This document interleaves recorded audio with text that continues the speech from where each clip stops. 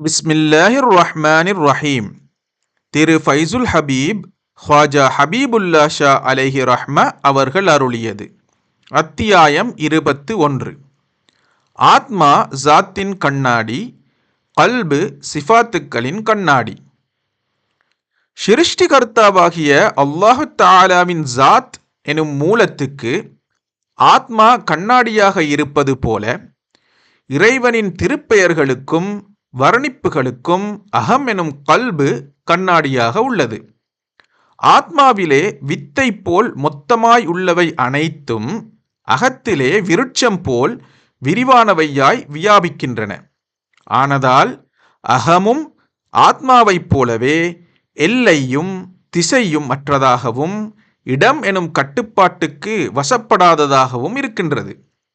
அகத்தின் உள்ளமை சூக்கும உலகத்தையும் அதன் நிழல் பூத உலகத்தையும் சார்ந்தவை. அறிவு, நஃப்ஸ் இவைகளின் தத்துவங்களின் சேர்க்கையினால் சூக்கும உலகில் உள்ளவைகளின் கோலங்கள் சிருஷ்டிகளின் ரூபத்திலே வெளியாகி புலன்களின் வாயிலாக அறியப்படுகின்றன. அல்லாமல் உருவங்கள் அனைத்தும் யதார்த்தமான உள்ளமையற்ற காணல் நீரை போன்றவை. ஆனதால் ஸ்தூல சிருஷ்டிகளை உள்ளமையற்ற கோலங்கள் அல்லது மாயை என்றும் மன ஊசாட்ட கோலங்கள் என்றும் சொல்கின்றார்கள். ஆயினும் இந்த சிருஷ்டிகளின் கோலங்களில்தான் இறைவனுடைய அஸ்மா சிஃபாத்து எனும் திருநாமங்களின் ஆதாரங்களும் வர்ணனைகளும் தத்துவ வெளிப்பாடுகளும் வெளியாகின்றன.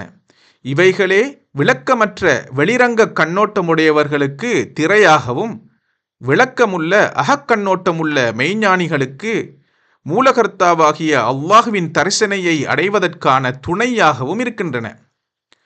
நகைகளின் மூலம் பொன்னையும், பாண்டங்களின் மூலம் மண்ணையும், விருட்சத்தின் மூலம் வித்தையும், கிரகணங்களின் மூலம் சூரியனையும் தெரிந்து கொள்வது போல மெய்ஞானிகள் இந்த கோலங்களின் மூலம் சிருஷ்டிகர்த்தாவாகிய அல்லாஹுவின் உள்ளமையை, ஜாத்தை தெரிந்து அறிந்து கொள்கின்றார்கள்.